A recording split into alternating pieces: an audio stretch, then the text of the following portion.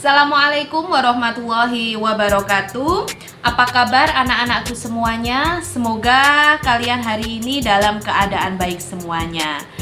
Ketemu lagi dengan saya Bu Tuti di mata pelajaran prakarya.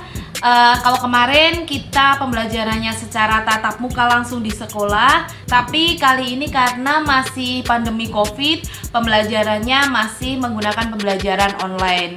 Mudah-mudahan dengan video ini bisa membuat kalian menjadi lebih mengerti materi yang akan saya sampaikan. Jadi ini tidak masalah ya anak-anak semuanya. Nah, di dalam pembelajaran kali ini atau pertemuan kali ini ada beberapa hal yang harus kalian kuasai. Ada 3 tujuan pembelajaran kita hari ini. Yang pertama adalah kalian bisa memahami tentang pengertian bahan lunak dan dari mana asalnya, kemudian jenis dan karakteristik bahan lunak. Yang kedua, kalian bisa memahami tentang prinsip kerajinan bahan lunak. Dan yang ketiga adalah kalian melakukan observasi tentang kerajinan bahan lunak yang ada di sekitar kalian. Jadi perhatikan materi ini baik-baik sehingga kalian bisa memahami tentang 3 hal ini. Sebelum saya menyampaikan materinya, saya akan memberikan wawasan dulu untuk kalian. Kita tahu ya bahwa Indonesia adalah negara yang memiliki kekayaan alam yang sangat luar biasa sekali. Seharusnya kita sebagai warga negara Indonesia harus mensyukuri atas nikmat yang telah dianugerahkan oleh Tuhan, sehingga kita menjadi bagian warga negara yang memiliki kekayaan alam melimpah. Kekayaan alam yang melimpah di Indonesia dapat dimanfaatkan untuk berbagai benda untuk memenuhi kebutuhan manusia.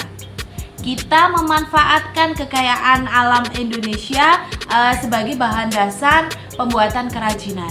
Salah satunya adalah kerajinan dari bahan lunak. Nah, ini nanti yang akan kita pelajari. Materinya adalah tentang kerajinan bahan lunak. Yuk langsung kita ke materi pembelajarannya ya.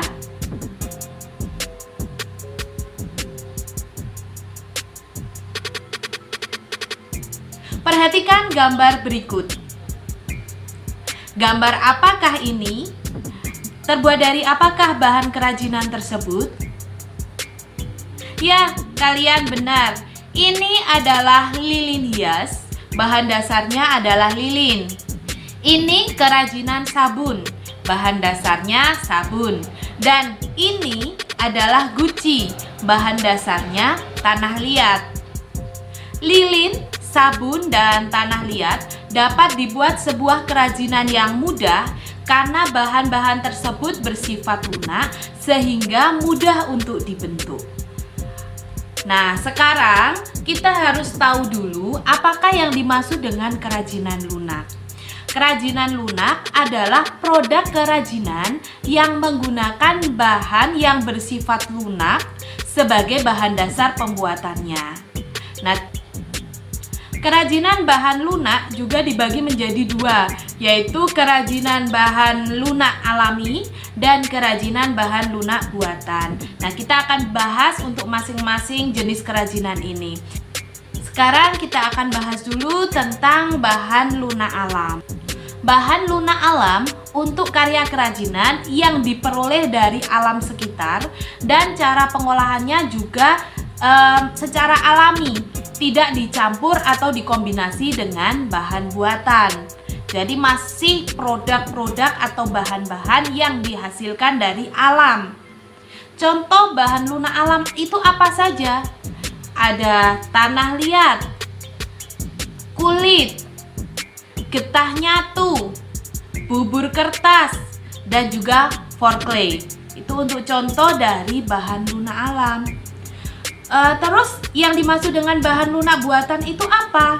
Yaitu bahan untuk karya kerajinan yang diolah dan dicampur dengan zat kimia tertentu sehingga menjadi lunak, lembut, empuk, dan mudah untuk dibentuk. Contohnya untuk bahan lunak buatan ada polymer clay, gips, fiberglass, sabun, dan juga parafin. Nah, itu untuk jenis-jenis bahan lunak alam dan bahan lunak buatan. Nah, untuk karakteristik masing-masing bahan ini akan kita bahas nanti di pertemuan berikutnya. Nah, sekarang yang akan kita bahas adalah tentang prinsip kerajinan bahan lunak. Prinsip kerajinan bahan lunak itu ada 3. Kenapa bahan lunak itu dibuat menjadi sebuah kerajinan? Karena yang pertama adalah kedaerahan atau tradisional. Kedaerahan atau tradisional adalah kerajinan benda-benda yang mempunyai nilai guna praktis, bersifat universal, dibuat dengan keterampilan teknik tangan, namun masih menggunakan adat istiadat setempat. Jadi masih berhubungan dengan adat yang ada di daerah tersebut. Yang kedua adalah keterampilan tangan.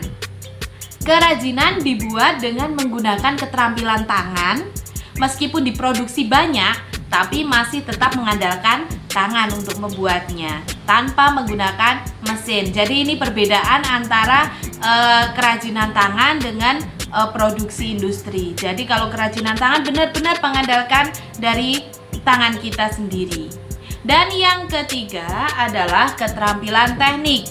Pembuatan benda-benda kerajinan dilakukan secara berulang-ulang, didasari oleh keterampilan teknik atau keprigelan, sehingga dihasilkan kerajinan yang nampak detail, rumit, dan hanya bisa dilakukan dengan keterampilan teknik yang dimiliki oleh tangan manusia. Jadi ini memerlukan teknik khusus dalam membuatnya. Itu mengenai prinsip kerajinan bahan lunak. Sampai sini apakah sudah jelas? Kalau sudah jelas, sekarang kita akan lanjutkan pada manfaat dari kerajinan. Setiap kerajinan itu dibuat karena memiliki manfaat. Dalam membuat kerajinan ini dibagi menjadi 4 manfaat. Yang pertama adalah untuk kelengkapan busana. Kelengkapan busana. Kerajinan bahan lunak dibuat dengan mempertimbangkan produk tersebut untuk mempercantik diri dalam penggunaan busana. Contohnya apa? Contohnya ada aksesoris gelang, kemudian ada kalung, ada bros, dan juga ada cincin. Itu pasti akan mempercantik tampilan kalian ketika kalian akan keluar rumah. Manfaat yang kedua adalah untuk kelengkapan suatu benda. Kerajinan bahan lunak juga difungsikan sebagai kelengkapan suatu benda. Jadi tidak berdiri sendiri untuk membuat kerajinan, tapi untuk melengkapi benda biar benda itu akan terlihat lebih bagus. Contohnya adalah kotak tisu. Kotak tisu dilengkapi dengan keramik yang ditempelkan di bagian muka, sehingga tampilan kotak tisu ini bukan menjadi kotak tisu biasa, tapi menjadi kotak tisu yang sangat bagus sekali. Manfaat yang ketiga adalah untuk kelengkapan rumah atau bangunan. Produk kerajinan yang dapat dijadikan manfaat sebagai pelengkap rumah ataupun bangunan tertentu. Contohnya adalah membuat air mancur yang berbentuk kodok yang diletakkan di taman. Jadi itu kan digunakan untuk kelengkapan di rumah, kelengkapan di area taman. Itu yang ketiga. Dan yang terakhir, manfaatnya adalah untuk kelengkapan ritual atau upacara adat. Kerajinan bahan lunak yang dimanfaatkan sebagai upacara adat. Jadi pada acara-acara tertentu itu digunakan, acara ibadah, acara pernikahan, ataupun acara tradisi yang ada di daerah tertentu. Contohnya adalah lilin untuk ritual. Contohnya adalah lilin untuk kegiatan ritual atau untuk kegiatan beribadah ataupun untuk kegiatan pesta. Jadi ada 4 itu mengenai manfaat kerajinan untuk kelengkapan busana, kelengkapan suatu benda, kelengkapan rumah atau bangunan, dan untuk kelengkapan ritual atau upacara adat. Berdasarkan prinsip kemanfaatan tersebut, maka kerajinan bahan lunak dikategorikan sebagai produk-produk berikut. Yang pertama adalah untuk menambah keindahan. Yang kedua, untuk memberi penekanan atau kekhasan pada suatu benda. Yang ketiga, menjadi persyaratan pemakaian. Jadi bisa menjadi kewajiban kita untuk memakai. Yang keempat, merupakan pertanda atau simbol tertentu. Yang kelima, dibuat khusus sesuai benda aslinya atau sebagai duplikasi.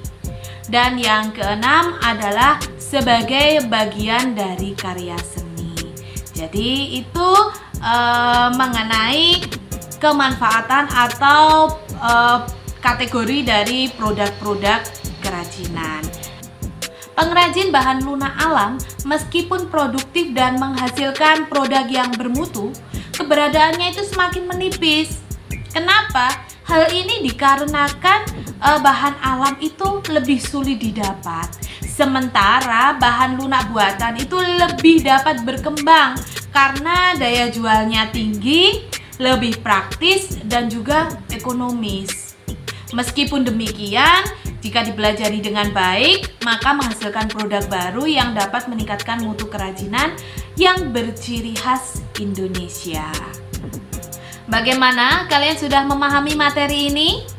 Semoga kalian sudah paham untuk penjelasan dari saya. Kalau ada pertanyaan, silahkan tanyakan di kolom komentar. Dan untuk uji kompetensi atau penugasan dari materi perangkat lunak ini, saya sudah sertakan di deskripsi box. Nanti tinggal kalian klik di sana dan kalian bisa mengerjakan untuk mengetahui penguasaan materi kalian hari ini. Cukup sekian video pembelajaran dari saya. Jika ada salah, ada kurang, dan ada lebihnya, saya minta maaf yang sebesar-besarnya. Saya akhiri. Wassalamualaikum warahmatullahi wabarakatuh.